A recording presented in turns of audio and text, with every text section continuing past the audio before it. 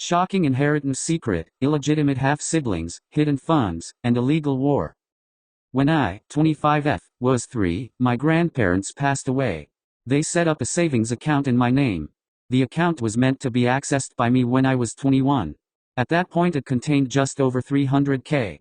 My grandparents left me a letter saying they would like me to share the money fairly with any other Smith-Jones children, meaning my full siblings. Dad's a Smith, Mum's a Jones. By fairly they meant that they wanted me to assess the situation and judge for myself what was fair. I never had full siblings, but I have 2 half-brothers, Mac and Joe Smith, who are dad and stepmom's kids.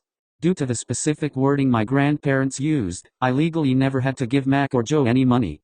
However, I see Mac and Joe as my brothers, and as the money came from their grandparents, I felt that the fairest thing would be to assign each of us $100K, so we all got an equal-sized lump sum, and I figured that when Mac, the youngest, turned 21 and took his $100K, we could split any remaining money. When I turned 21, Dad suggested I buy a house with my $100K. I found a place I loved but it was $130K and I couldn't get a mortgage, so Dad said I should borrow $30K from the account. I did, figuring I could pay it back before my brothers turned 21, and I have been repaying it. The account should be at $208K right now, but due to me withdrawing and then repaying that money it's at $195K, so I still owe $13K. Joe turned 21 recently, and as I was giving him his $100K, Joe noticed that there was less in the account than there should be. I explained and said I was going to put it all back before Mac, now 19, turns 21. Joe told Mac and both boys said I stole from them and owed them the full $13K back plus $3,000 of interest that they felt they would have gotten, and they wanted it all paid by this summer, which gave me less than 6 months to bring the account up to $211K. I said I'd do it, but over 2 years as planned. The boys then wrote up a contract to that effect. I went to sign it, until I saw that it said 6 months to pay it all back. I wouldn't sign as we agreed on 2 years.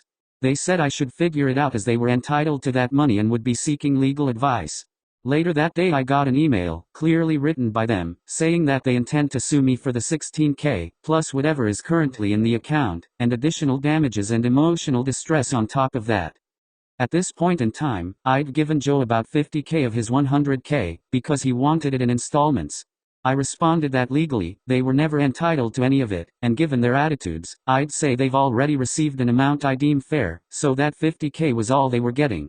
I then got a barrage of texts, calls, and emails yelling at me for going back on our deal. I blocked them. They then took to social media, saying that I was trying to screw them out of their inheritance and rallying our extended family into harassing me over this, and it mostly worked as a lot of people messaged me. However, I got a message from this guy called Chris Smith. Chris said he was 27, and claimed to be my half-brother. I had never met him before, but he sent me photos of him as a kid with our dad, grandparents, and me. He showed me that he also had an account with $150K in it, and a scan of a letter from our grandparents, saying this money was meant to be shared fairly among Dad's illegitimate children. Chris also told me we have another half-sibling, who is 18. He'd been looking for me for a while, but only found me when Dad shared Joe's post which had me tagged. We checked with a solicitor to make sure, and as the boys are legitimate, they aren't entitled to anything in Chris' illegitimate kid fund, and as they are my half-siblings, they aren't entitled to anything in my Smith-Jones kids fund, either. I sent the boys a letter formally telling them to back off, stop posting about me online, and enjoy the $50K because it's all they're getting. The day they received the letter, Chris got a PM from Dad, asking if the boys can have some of Chris' fund.